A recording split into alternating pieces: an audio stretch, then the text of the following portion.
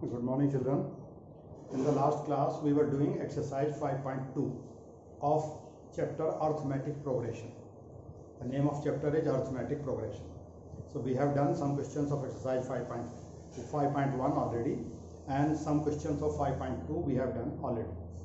Now we are doing some more questions of exercise 5.2. Okay. Now today I am taking question number from your NCERT book. Question number 10 I am taking.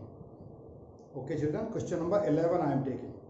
Which term of AP is 132 more than its 54th term?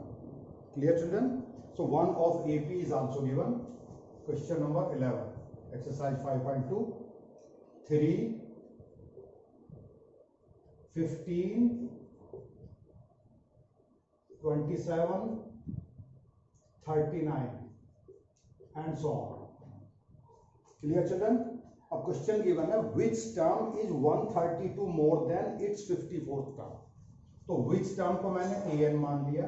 Which term is 132 more than its 54th term. ये इसकी 54th term. कौन से वाली term इसकी 54th term से 132 ज्यादा है? ठीक है, इसमें कहीं ना कहीं 54th टर्म आएगी, उससे आगे कोई और टर्म आएगी, वो टर्म इसकी 54th टर्म से 132 ज्यादा है, उसकी वैल्यू 54th टर्म से 132 ज्यादा है. Clear children? तो हम सिर्फ फॉर्मूला लगाएंगे और बाकी सारी चीजें हम सॉल्व करेंगे.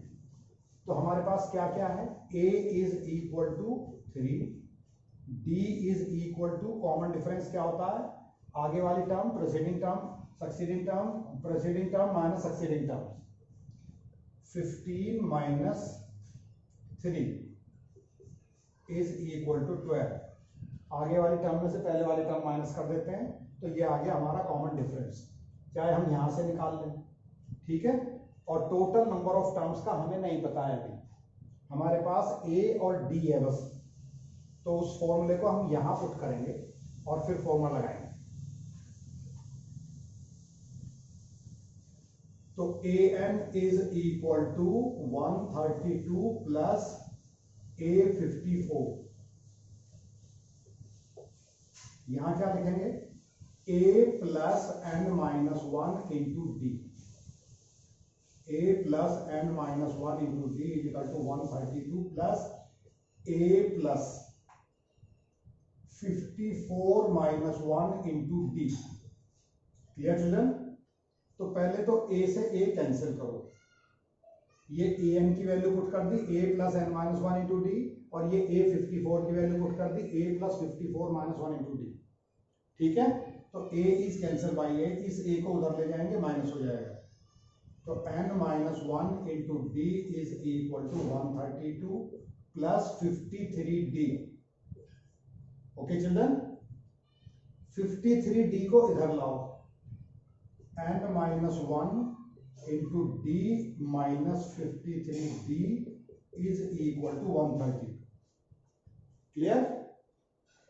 तो अब d को कॉमन लेते हैं जरा. n माइनस 1 यहां से बना और 53 यहां से बना, दैट इज इक्वल टू 132. तो d into n minus 54 that is equal to 132. और d की वैल्यू भी है हमारे पास ऑलरेडी 12, तो उस 12 को यहां पुट करेंगे. तो 12 into n minus 54 is equal to 132. तो 12 उधर जाके डिवाइड हो जाएगा, n minus 54 is equal to 132 upon 12. 12 को 132 से डिवाइड करेंगे तो ये आता है 11. Okay children? So n minus 54 is equal to 11. So n will be equal to 54 plus 11, that is 65. So at last you will write 65th term, or 65th term will be 132 more than its 54th term. So at last we can write 65th term is 132 more than its 54th term, 54th term। Clear children? एक बार मैं फिर से आपको याद दिला दूं, an का formula क्या होता है? a plus n minus one into d. an nth term, कोई सी भी टर्म, लास्ट टर्म जो हम निकालते हैं उसे nth टर्म बोलते हैं। a first term, n total number of terms, question में कितनी टर्म्स हैं, d कॉमन डिफरेंस, उन टर्म्स के बीच में डिफरेंस कितना कितना है। सब जगह इक्वल डिफरेंस होता है, इस वजह से उसका नाम कॉमन डिफरेंस है। अब क्वेश्चन क्या था? ये क्वेश्चन था हमारे पास 3, 15, 27, 39 एंड सो ऑन। तो given, what is given in this question? What was given in this question? an which term is 132 more than is 54th term। कौन से वाली टर्म इसकी 54th टर्म से 132 ज्यादा है? तो 132 प्लस a54। अब हमने a की वैल्यू फाइंड कर ली, यहां से a इक्वल टू 3 और d की वैल्यू फाइंड कर ली। आगे वाली टर्म में से पहले वाली टर्म माइनस करनी होती है, उसे d आ गया। अब हम यहाँ वैल्यू पुट करते चले जाएंगे, a plus n minus one into d, और a54 को a plus 54 minus one into d. a से a कैंसिल हो गया, लास्ट में d into n minus 54 is equal to 132 आ गया। d की भी वैल्यू पुट कर दी हमने वहां से, तो d is equal to n minus 54, 132 को 12 से डिवाइड कर दे, दैट इज 11। तो 54 प्लस 11 ये आ गया 65। तो 65th टर्म वो वाली टर्म थी जो इसकी 54th टर्म से 132 ज्यादा थी। Clear children? So do one more question children.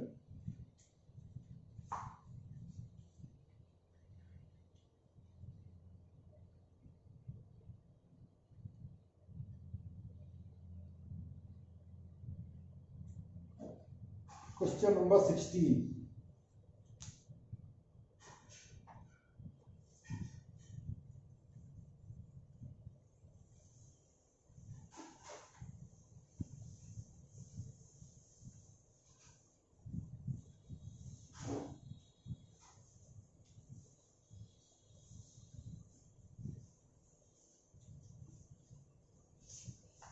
Determine the AP whose third term is 16. Question number 16 कर रहे हैं children. Determine the term whose third term is 16. A3 is equal to 16 and seventh term exceed its fifth term. Seventh term exceed its fifth term by 12। ये भी बिल्कुल वही question हो गया। A3 is equal to 16, third term is 16, seventh term minus fifth term is equal to 12, यानी कि seventh term और fifth term का डिफरेंस 12। Clear children? तो पहले हम यहां फॉर्मूला लगाएंगे, a plus 3 minus 1 into d. So these are we are having these two equations. तो a3 can be written a plus 2d, a plus 3 minus 1 into d is equal to 16। तो a plus 2d is equal to 16। ये हो गई हमारी पहली equation, first equation. ऐसे ही हम यहां वैल्यू पुट करेंगे, यहां वैल्यू पुट करेंगे। a7 को कैसे लिखेंगे? Now a7 a plus 6d minus a plus 4d। ये 6d कैसे लिखा? 7 माइनस 1, जैसे यहां लिखा था 3 माइनस 1, ऐसे a7 हो जाएगा a प्लस 6d, 7 माइनस 1। और a5 को कैसे लिखेंगे? a plus 5 minus 1, a plus 4d is equal to 16। तो a plus 6d minus a minus 4d is equal to 16। ठीक है? तो a से a कैंसिल हो गया, 6d minus 4d, 2d is equal to 16। तो d is equal to 16 upon 2, d is equal to 16 upon 2, that is 8। ये हो गई इक्वेशन नंबर 2। तो सेकंड वाले इक्वेशन से हमें d की वैल्यू मिल गई। After finding the value of d we can put the value of d in equation number 1। तो d is equal to 2 and a plus 2d is equal to 16। तो a plus 2 into 2 is equal to 16। तो a plus 4 is equal to 16, a is equal to 16 minus 4 a is equal to 12. So first term is 12. So what he is asking, determine AP whose third term is 16 and seventh term exceeds fifth term by 12. Determine the AP. Determine AP का मतलब है children कि हमें 3-4 term की value बतानी है. So first term is 12. फिर d की वैल्यू हमारे पास है d इज इक्वल टू 2. तो 12 प्लस 2, ठीक है, तो ये हो गया 14. फिर 12 प्लस 2 प्लस 2, फिर दोबारा से, फिर उसके बाद 12 प्लस 2 प्लस 2 प्लस 2, तो 12, 14, 16, 18 and so on. So these are the sum terms of this AP. एक बार फिर से रिपीट कर रहा हूं question. What was the question? A3 की वैल्यू गिवन है थर्ड टर्म 16. तो A3 को कैसे लिखेंगे हम? A plus 3 minus 1 into D is equal to 16. So that will become A plus 2D is equal to 16. ये A plus 2D is equal to 16 हो गया इक्वेशन नंबर 1. अब A7 minus A5, तो A plus 6D minus A plus 4D. A से A cancel, 6D minus 4D, D is equal to 16 upon 2. D की वैल्यू आ गई 2. Clear children? 16 upon 2 is equal to 8. D की वैल्यू आ गई 8. ओके, हाँ, तो गलती से बेटा मैंने यहाँ 2 लिख दिया गलती से. D इज इक्वल टू 8 होना चाहिए. तो A plus 2D is equal to 16. तो एक बार इसको फिर से करते हैं, छोटी सी मिस्टेक हो गई है. 2D is equal to 16. हाँ, यहां भी गड़बड़ हो गया बेटा. फिर से करते हैं इसको एक बार.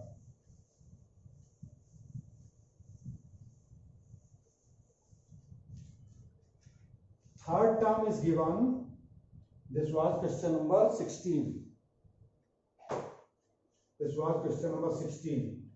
Third term is given 16 and A7 minus A5 is given 12. So this was first equation. This is second equation. So A3 can be written A plus 2D is equal to 16. And so this will become first equation once again. So now A7, A plus 6D minus A plus 4D is equal to 12. So A is cancelled by A. 6D minus 4D is equal to 12. So 2D is equal to 12 and D is equal to 12 upon 2, that is 6. So D की वैल्यू आ गई 6. Clear children? So A plus 2D is equal to 16 and D was equal to 6. So A plus 2 into 6 is equal to 16. तो A की value हो गई 16 minus 12. A is equal to 16 minus 12, that is 4. तो A की वैल्यू आ गई 4. ठीक है चिल्ड्रन? तो फर्स्ट टर्म क्या होती है हमारी? फर्स्ट टर्म A होती है. Second term A plus D होती है. Third term A plus 2D. Fourth term A plus 3D. तो first term we are having 4. Second term A plus D. 4 plus 6, that is 10. Third term A plus 2 into 6. 4 plus 2 into 6. 6 to the 12 plus 4, 16. And fourth term A4 plus 3 into 6. 6 3 18 plus 4, 22. So these are 4 terms. 4, 10, 16, 22. Clear children? So this was the question. Now do one more question. एक बार फिर से बता देता हूँ. A3 की value 16. जब हम cross check करते हैं तो कभी कभी कैलकुलेशन मिस्टेक में हमें पता चल जाता है कि हमने कहाँ मिस्टेक की. तो A3 is equal to 16, A7 minus A5 is equal to 12. तो A3 को लिख सकते हैं हम A plus 2D. A plus 3 minus 1, तो A plus 2D is equal to 16. तो A से A कैंसिल कर दिया जब हम ब्रैकेट ओपन करेंगे. तो 6d माइनस 4d 2d हो गया, 2d is equal to 12, d की वैल्यू 12/2 दैट इज 6। d की वैल्यू हमने इस इक्वेशन में पुट कर दी तो a की वैल्यू आ गई हमारी 4, 16 माइनस 12 4। जब a और d की वैल्यू आ जाती है तो फिर हम कोई सी भी टर्म फाइंड कर सकते हैं। तो first term 4, second term a plus d ये हो गया 10, third term a plus 2d ये हो गया 16, fourth term a plus 3d ये हो गया 22। So these were 4 terms of this AP. Clear, children? Now do one more question. Question number 17. That is very important question, children.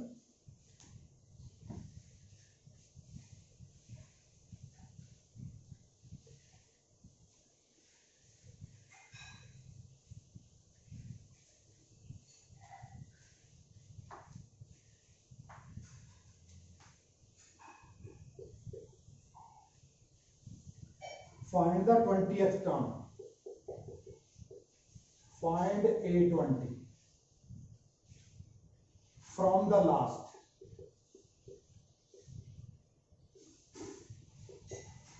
हमें back side से 20th term find करनी है। 20th term तो 3, 8, 13 and up to 253। ठीक है, back side से हमें 20th term find करनी है। इस साइड से कोई प्रॉब्लम नहीं है, इस साइड से हम 20th टर्म का डायरेक्ट फॉर्मूला हमारे पास है।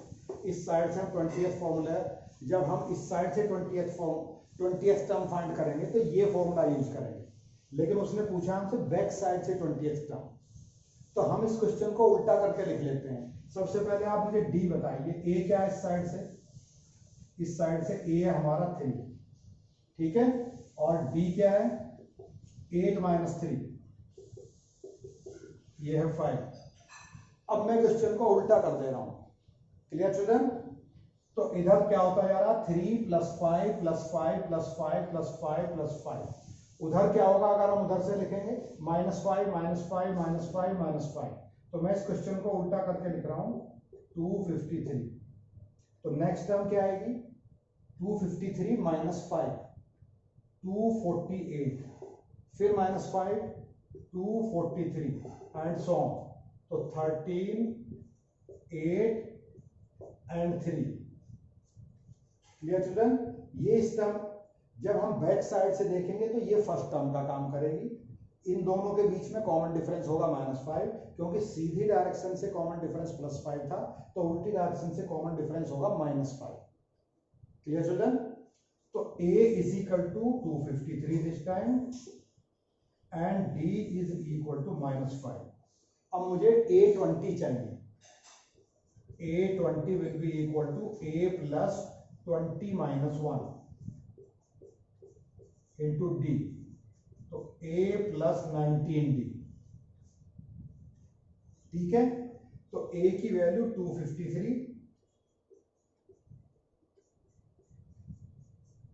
19 इंटू -5, 253, 19 5 या 95, 253 - 95, 13 - 5 8। Clear children? 13 - 5 8 हो गया, यहां हो गया 14, 14 - 9 14 - 9 5, ओके, और यहां बचा 1, तो 158। एक बार फिर से माइनस करते हैं। 13 - 5 8, 24 - 9 15, सो 158। तो बैक साइड से जो 20th टर्म हम फाइंड करेंगे उसकी वैल्यू होगी 158। तो एक बार मैं फिर से बता देता हूं, अगर उसने 20th टर्म सीधी डायरेक्शन से पूछा होता तो हम ये फॉर्मूला लगाते हैं। फर्स्ट टर्म हमारी a = 3 होती, d होता हमारा +5, ठीक है, कॉमन डिफरेंस +5 होता। लेकिन उसने हमें उल्टी डायरेक्शन से 20th टर्म पूछा है हमसे, उस साइड से 20th टर्म फाइंड करो। तो हमने फर्स्ट टर्म इसको मान लिया, सेकंड टर्म -5, थर्ड टर्म फिर -5, fourth term again -5 and so on. Clear? a is equal to 253, d is equal to -5। तो उसके बाद a20 हमने फाइंड कर लिया, a की वैल्यू पुट कर दी 253 और d की वैल्यू हमारे पास है -5 और 9 20 -1 इंटू 9, यहाँ 19 हो गया, a प्लस 20 -1 इंटू d, तो a plus 19d, a 253 19 into -5 तो 95 हो गया, 253 में से 95 माइनस हो गया तो ये हो गया 158। Clear children?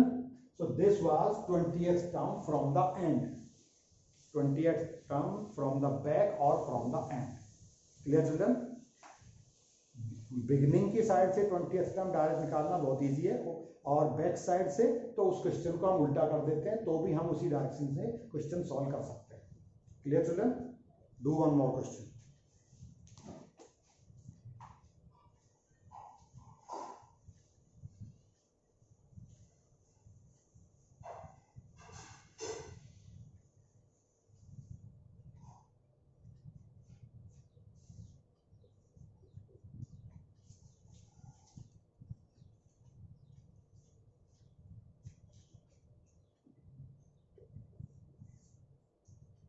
Ramkali saved ₹5 in the first week.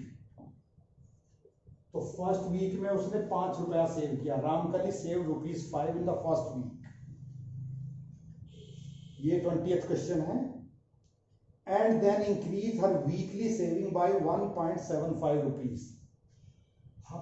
हर बार हर वीक में उसकी सेविंग कितनी बढ़ जाती है? तो D is equal to 1.75 rupees. ठीक है, फर्स्ट वीक में उसने ₹5 बचाए, फिर उसकी वीकली सेविंग 1.75 रुपीज बढ़ती चली जाती है, यानी कि अगले वीक में उसने 6.75 रुपीज, 5 और 1.75 को और ऐड कर दें, पहले हफ्ते उसने ₹5 बचाए, अगले हफ्ते उसने 6.75 रुपीज बचाए, तो उसकी वीकली इनकम कितनी इंक्रीज हुई? 1.75 रुपीज। क्लियर? अब पूछा क्या है आगे क्वेश्चन में?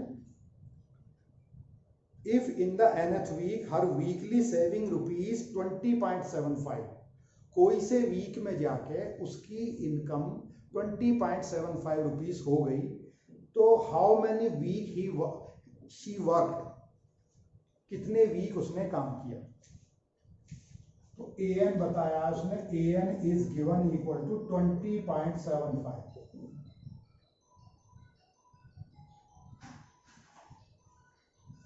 ठीक है, किसी वीक में उसकी इनकम है 20.75। तो अब हमें यह बताना है find the value of n, find n, तो कितने वीक उसने काम किया। Clear children? तो हम ये पहला वाला फॉर्मूला लगाएंगे, an is equal to a plus n-1 into d। तो an की वैल्यू ऑलरेडी हमारे पास है 20.75, a इज गिवन 5, n का हमें पता नहीं है, n हमें पता लगाना है कि उसने टोटल कितने वीक काम किया। एक बार क्वेश्चन में फिर से समझा देता हूँ। पहले वीक में उसने ₹5 बचाए, ठीक है, दूसरे वीक में उसकी इनकम थोड़ी सी बढ़ गई, उसने 1.75 रुपीज एक्स्ट्रा कमाए, तो कॉमन डिफरेंस हुआ उसका 1.75 रुपीज, और पहले वीक की जो इनकम है उसे a बोलेंगे। ठीक है, कोई से वीक में जाके उसकी टोटल इनकम थी 20.75 रुपीज, यानी कि nth टर्म की वैल्यू गिवन है 20.75, तो उसने टोटल कितने वीक काम किया। Clear children? तो 20.75 is equal to 5 plus n-1 into d, d is 1.75। Okay, इस 5 को इधर आके माइनस कर देंगे, 20.75 minus 5 is equal to n-1 into 1.75, 15.75 is equal to n-1 into 1.75। तो 15.75 upon 1.75 is equal to n-1। Clear children? तो 1575 upon 175 is equal to n-1। Decimal से decimal हमने रिमूव कर दिया, अब इससे डिवाइड करके बताते हैं हमारा कितना आंसर आता है। Clear children? तो 1575, ये कितना आंसर आता है हमारा? 1575 dividing by 175, I think 7, 7 5 ja 35, 7 7 ja 49, 49 plus 3 and 9. I think it should be 9.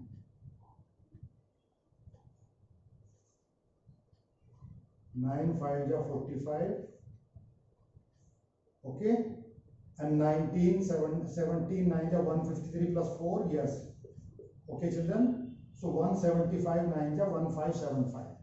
So ये कटने के बाद ये आ गया 9 is equal to n minus 1. तो n minus 1 will be equal to 9. N is equal to 9 plus 1. So n will be equal to 10. So in the 10th week, she earned a money of rupees 20.75. Clear children? उसने ये पूछा है पहले week में 5 रुपया, दूसरे week में 6.75 rupees, और कौन से वीक में जाके उसने 20 रुपये 75 पैसे कमाए, 20 रुपीज 75 पैसा, कौन से वीक में। तो उस कौन से वीक का मतलब है एन की वैल्यू फाइंड करना। तो हमने फॉर्मूला लगाया n equal to a plus n minus 1 into d. 20 last week की इनकम ये है 20.75, 5 प्लस एन माइनस 1 इंटू 1.75। इसको सॉल्व कर लिया, यहाँ से डेसिमल हट गया, तो 1575 dividing by 175 is equal to n minus 1। तो n minus 1 is equal to 9, तो n की वैल्यू आ गई 10। Clear children? तो टोटल वीक हुए 10। 10th वीक में जाके उसकी इनकम 20.75 रुपीज हुआ। Okay children, so this was the end of the exercise 5.2। tomorrow and day after tomorrow we will be starting exercise 5.3, that is the sum of the terms, that is called series। सारी terms को अलग अलग बोलते हैं sequence, और जब इन सारी sequence का हम सम करते हैं तो उसे बोलते हैं सीरीज। तो आगे सारी टर्म्स का सम का फॉर्मूला बताएंगे आपको, और सारी टर्म्स का सम कैसे निकालते हैं वो आपको समझाएंगे। Clear children? तो we will be starting next exercise 5.3। Okay children, thank you and have a nice day।